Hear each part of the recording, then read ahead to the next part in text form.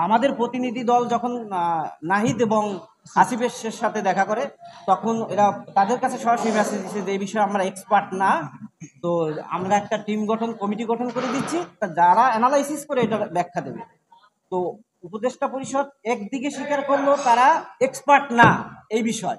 Expert নিয়োগ দেওয়া হইলো, তারা দেশীয় আন্তর্জাতিক মানদণ্ড শিক্ষা ব্যবস্থা অ্যানালাইসিস করে সেটা তারা যৌক্তিক একটা 35 এবং 37 তারা রিকমেন্ড করলো। তাদের একদিকে তারা এক্সপার্ট না এটা স্বীকার করলো, অন্যদিকে তারা এক্সপার্ট গঠন করলো, তাদের অ্যাভয়েড করলো। বিষয়টা এমন হইলো না যে সালিশি যত করে তাল গাছ আমার, তাহলে এক্সপার্ট গঠন করার কি দরকার ছিল? অর্থাৎ আমরা দেখতে পাচ্ছি কি, মানে সময়ের সাথে সাথে নর এবং নারীর পরিবর্তন হয়, কিন্তু চিত্রনাট্য একই থাকে।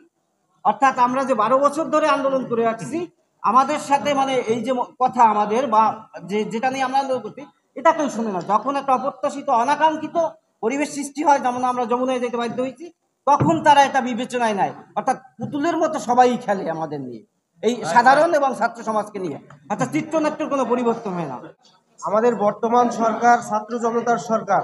আমরা কোনোভাবেই চাইবো না যে এই সরকার বিপদে পড়ুক। আমরা কোনোভাবেই চাই না যে এদেশের মানুষ ভোগান্তিতে থাকুক।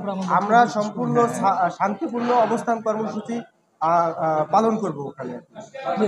আচ্ছা একটু ভাই, ওই যে 32 ইস্যু, জি, যান চলাচল স্বাভাবিক থাকবে। ভাই 32 ইস্যুটা আর একটা ক্লিয়ার করে দিচ্ছি আমি। একটা দেখেন, আপনারা নিজেরাও জানেন যে 32 যেটা করা হয়েছে এটা একটা প্রহসন। কেন প্রহসন? 32 কিন্তু আগেই ছিল, কিছু কিছু ক্ষেত্রে ছিল কিনা সাংবাদিক ভাইদের কাছে আমার প্রশ্ন।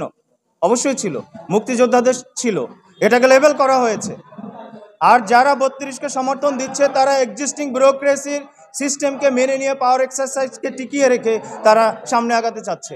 আর আমাদের দাবিটা যদি মানা হয় তাহলে টোটাল সিস্টেমের উপরে এর একটা পজিটিভ প্রভাব আসবে আমরা মনে করছি। আমাদের প্রশ্নটা হচ্ছে, এখন দেখেন ডাক্তাররা তারা 34 করার জন্য বলেছেন। আমার প্রশ্ন হচ্ছে, দেখেন ন্যাশনাল ইউনিভার্সিটি যারা রয়েছেন, পাবলিক বিশ্ববিদ্যালয়, তাদের অনার্স কিন্তু একই সময় শেষ হয় না। তাহলে কেন জাতীয় বিশ্ববিদ্যালয়ের ছাত্ররা 2-3 বছর বেশি বয়স পাবে না? আমার প্রশ্ন হচ্ছে যে বিসিএস যে ক্যাডারশিপগুলো রয়েছে, কিছুদিন আগে একজন প্রশাসন থেকে একজন বলেছিলেন যে ডাক্তাররা কিভাবে জনপ্রশাসন মন্ত্রণালয় চালাবে। আমার তার কাছে একটা প্রশ্ন আছে, যদি ডাক্তাররা জনপ্রশাসন মন্ত্রণালয়ে না ঢুকতে পারে তাহলে 26টা ক্যাডারের জন্য কেন একই বয়স সীমা রাখা হয়েছে?